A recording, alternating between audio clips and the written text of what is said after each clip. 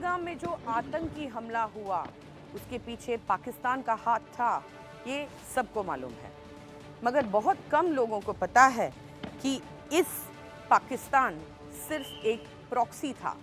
इसके पीछे चीन का शह हो सकता है। दरअसल चीन भारत के ईस्टर्न बॉर्डर पर अलग तरह की लड़ाई छेड़ने में तैयारी कर रही है और उसने रणनीति भी बदली हुई है। अब वो पूर्वोत्तर में सक्रिय उग्रवादी धड़ों के कंधों पर रखकर बंदूक चला रही है।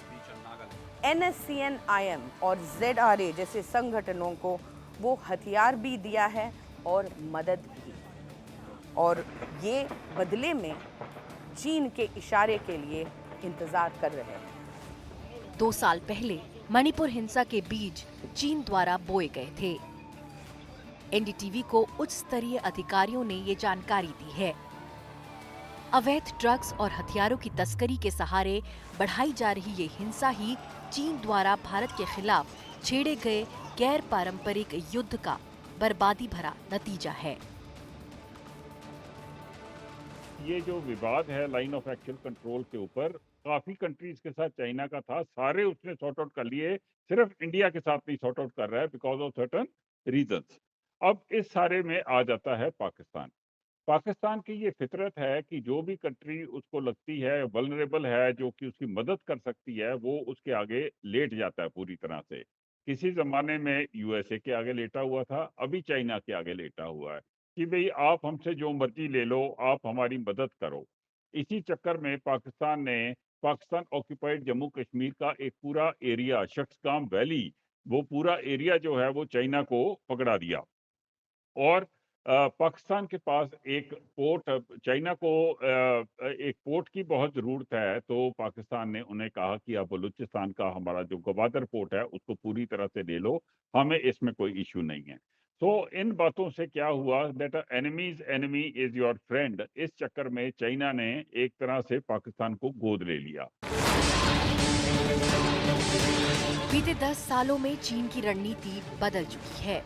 अब वो 3 वॉरफेयर्स की रणनीति पर अमल कर रहे हैं। पहला है मनोवैज्ञानिक युद्ध, दूसरा है जनमत के सहारे युद्ध और तीसरा कानूनी युद्ध। चीन ने अब सीधे संघर्ष में उलझने की जगह हमारे मुल्क के ताने बाने पर चोट करने की रणनीति अपनाई है। दरारें खोजने और उनको फैलाने की रणनीति। मकसद पूर्वोत्तर के राज्यों को ड्रग्स के सहारे आर्थिक और सामाजिक तौर पर तोड़ दिया जाए और हथियारबंद उग्रवादियों को पैसे और मदद दी जाए जो बड़े पैमाने पर वसूली में लगे रहते हैं और इलाके के विकास को रोके रहते हैं। तो कौन है NSCN, IM और ZRA और वो क्यों हथियारबंद होकर ये लड़ाई कर रहे हैं? NSCN-IM यानी national socialist council of Nagaland, Isak Muivah. ये वो संगठन है जो नागा नेशनल काउंसिल से टूटकर बना है, जिसका गठन भारत सरकार पर नगाओं के लिए अलग देश बनाने का दबाव बनाने के लिए किया गया था। नगा बस भारत में ही नहीं बल्कि म्यांमार के भारत से लगते इलाकों में भी बसे हुए हैं। नागालैंड के पूर्व मुख्यमंत्री और महाराष्ट्र, गोवा और गुजरात के राज्यपाल रह चुके SC जमीर नगा नेशनल काउंसिल से भी कभी जुड़े रहे थे।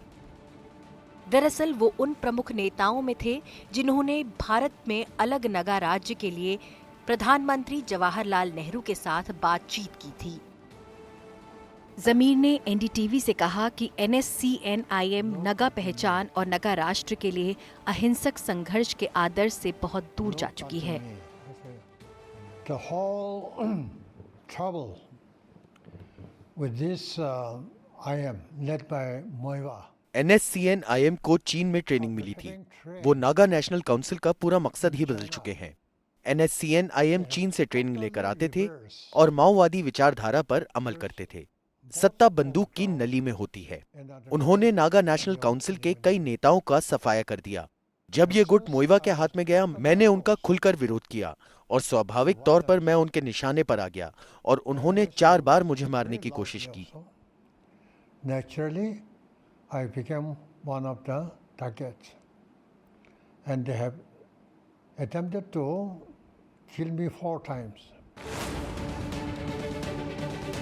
पूर्वोत्तर के लोगों पर लगातार बंदूक की नली तनी रहती है।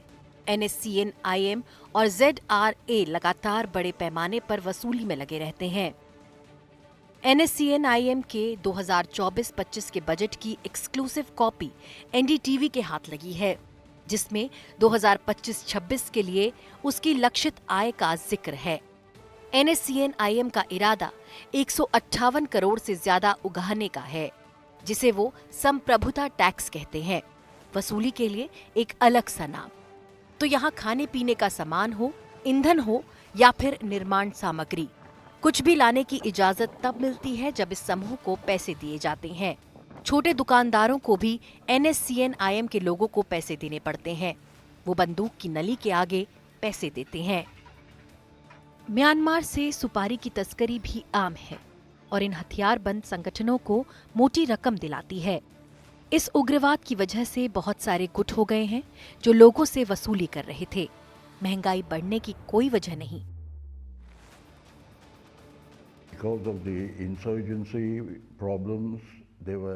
उग्रवाद की वजह से बहुत सारे गुट हो गए जो लोगों से वसूली कर रहे थे। महंगाई बढ़ने की कोई वजह नहीं। सुबह 1 किलो टमाटर 30 रुपए में मिलता था और शाम को बेवजह 60 रुपए का। सामाजिक संगठनों ने सवाल पूछना शुरू किया कि ये महंगाई क्यों। युवाओं का समूह ये जानने पहुंचा कि ये क्या हो रहा है। उन्होंने पाया कि बाजार में हर चीज पर टैक्स लग रहा है। वो इसे संप्रभुता कर कह रहे थे।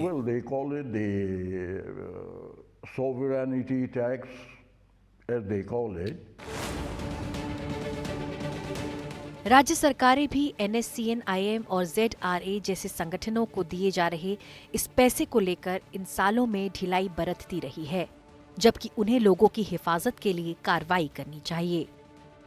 At the state level, we are paying tax to some of the bigger factions.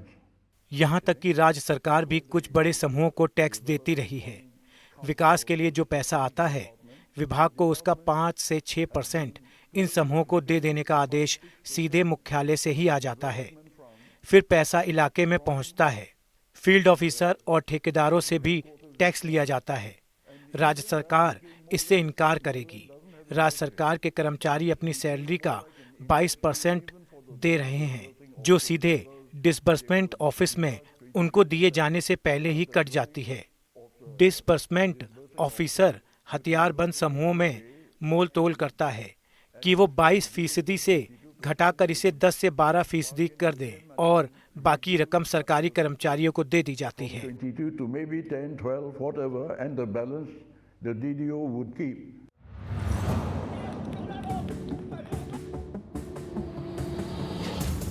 Assam rifles और लोकल पुलिस इस बेइंतहा वसूली को रोकने की कोशिश करते हैं। 16 मई को असम राइफल ने एक अनाम संगठन के 10 लोगों को मार गिराया और 7 AK-47, 1 RPG launcher, 1 M4 rifle और 4 single barrel breach loading rifle बरामद किए। उन्होंने भारत म्यांमार सीमा पर मणिपुर के चंदेल जिले में बड़ी तादाद में गोला बारूद और युद्ध जैसे भंडार देखे। लेकिन चीनी पैसे और हथियारों से लैस ये संगठन और भी युवाओं की भर्ती करते हैं और नतीजा हिंसा आम हो जाती है। –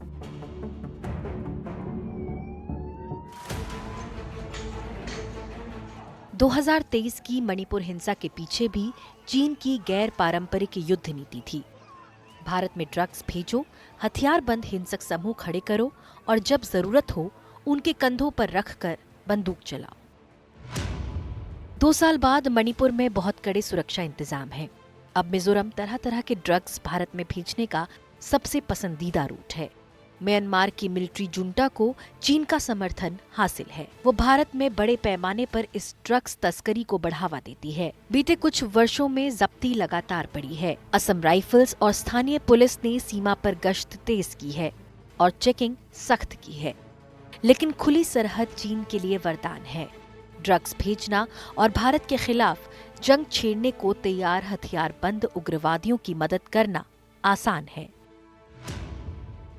2023 में तालिबान ने अफीम का अवैध उत्पादन रोक दिया तो म्यांमार दुनिया में अफीम के सबसे बड़े उत्पादक के तौर पर उभरा है। UNODC के मुताबिक 2024 में म्यांमार में अफीम की पैदावार अफगानिस्तान से दोगुनी थी। म्यांमार में 45,000 हेक्टेयर जमीन पर अफीम बोई जा रही है। अफीम से हेरोइन और ब्राउन शुगर बनते हैं। ये खतरनाक गोल्डन ट्रायंगल या डेथ ट्रायंगल है, वो इलाका जहां म्यांमार, थाईलैंड और लाओस मिलते हैं। ये नारकोटिक्स में ग्लोबल कारोबार का हब है। ये और ऐसे ही ड्रग्स का बड़ा हिस्सा पूर्वोत्तर के राज्यों की मार्फत भारत में आता है।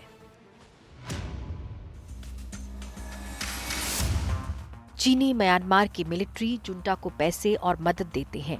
जुंटा बदले में नागालैंड और मणिपुर के NSCN-IM और ZRA जैसे हथियारबंद संगठनों में भर्ती कराती है।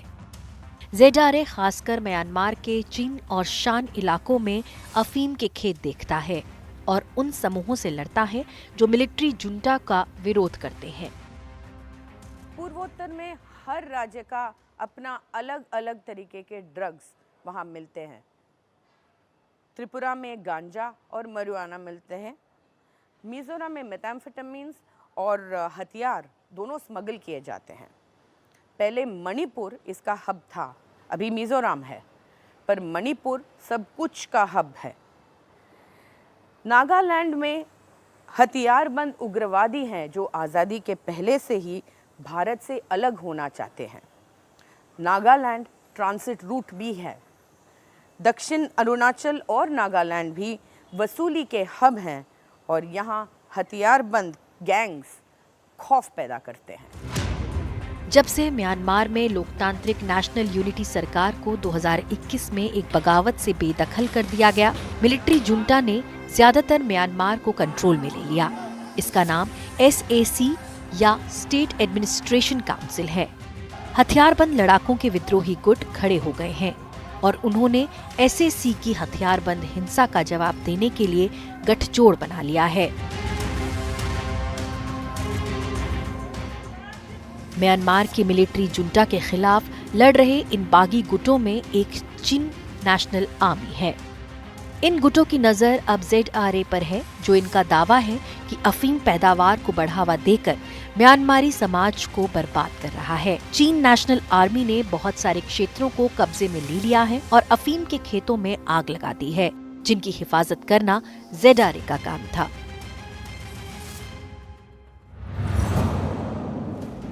चीन नेशनल आर्मी या CNA खुद को लोकतंत्र समर्थक बागी गुट कहती है, जो म्यांमार में मिलिट्री जुंटा से लड़ रही है। NDTV द्वारा भेजे गए सवालों के जवाब देते हुए इस हथियारबंद समूह ने कहा कि भारत का हथियारबंद समूह ZRA म्यांमार की मिलिट्री जुंटा के साथ पूरी तरह सक्रिय था और चिन राज्य में अफीम पैदावार को बढ़ावा दे रहा था। चिन नेशनल आर्मी ने ये भी कहा कि ZRA म्यांमार सेना और मणिपुर के कुछ भारतीय उग्रवादी समूह चीन में अफीम किसानों से प्रोटेक्शन मनी वसूल रहे हैं। NSCN-IM की भी म्यांमार के चिन राज्य में मौजूदगी दिखती है, जो ZRA के साथ काम कर रहा है। बच्चों को भी नहीं छोड़ा जाता है। इस तस्वीर में ZRA के अध्यक्ष एक बाल सैनिक को सम्मानित कर रहे हैं। ये म्यांमार के चिन की कोई अनजानी जगह है। ये तस्वीर बिल्कुल सिहरा देने वाली है। चीन की गैर पारंपरिक जंग ने पूर्वोत्तर को सामाजिक और आर्थिक तौर पर इन दशकों में बर्बाद कर दिया है। 1970 के दशक में हेरोइन म्यांमार से भारत बेरोक टोक आती थी। यूजर ओपिएट फूंकते थे। 90 के दशक में ही स्माज्मोप्रॉक्सिवोन या SP जैसी दर्दनाशक दवाएं पूर्वोत्तर में बिल्कुल आम हो गई। यूजर इन टेबलेट्स को पीस लेते, उन्हें तरल बनाकर इंजेक्ट कर लेते। एक ही सुई से ये इंजेक्शन लेने की वजह से बड़े पैमाने पर HIV/AIDS का फैलाव हुआ। नई सदी की शुरुआत में फार्मास्यूटिकल कंपनियों ने SP का फॉर्मुलेशन बदल दिया है। इसे अब डाइल्यूट कर इंजेक्ट नहीं कराया जा सकता। अब मेथाम्फेटामाइंस का जोर है, जिसे याबा या WY कहते हैं, यानी वर्ल्ड इज योर्स, दुनिया तुम्हारी है। 2020 के बाद से सबसे पसंदीदा ड्रग शेन फ्लावर है, हेरोइन से बनने वाला एक drug. I started using drugs at the age of 17. 17 साल से ड्रग्स लेने लगा था, अब 21 साल का हूँ।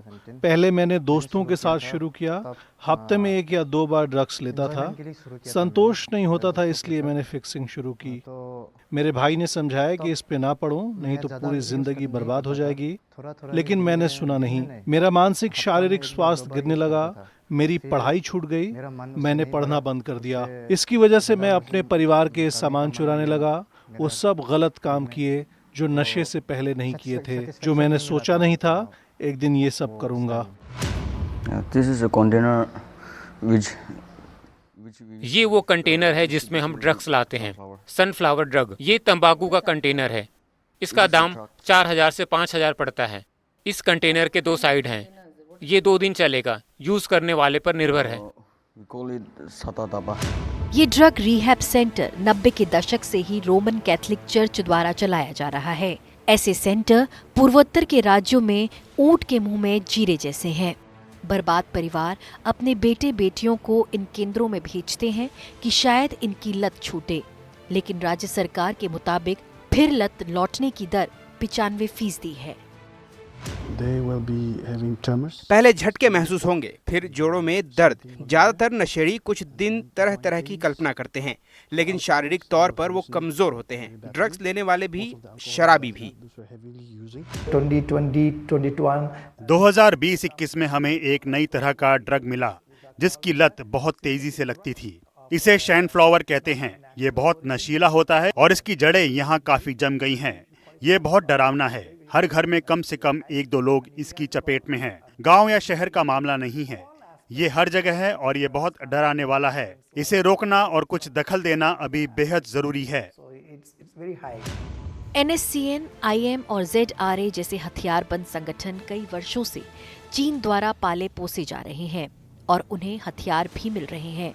जैसे ही अपने आकाओं से इन संगठनों को ग्रीन सिग्नल मिलेगा, ये भारत में अपनी भूमिका निभाना शुरू कर देंगे। उच्च पदस्थ सूत्रों के मुताबिक कोशिश पूर्वोत्तर को अस्थिर करने की है और भारतीय आबादी को संकट में डालने की है। नागालैंड के लोग थक चुके हैं। वे वसूली और ये ड्रग्स से बिल्कुल थक चुके हैं। वे रोजगार चाहते हैं, ये खौफ से निजात चाहते हैं, और ये चीज़ है जो सिर्फ सेना और सरकार दे सकती है। दीमापुर से संध्या रविशंकर का ग्राउंड रिपोर्ट, NDTV।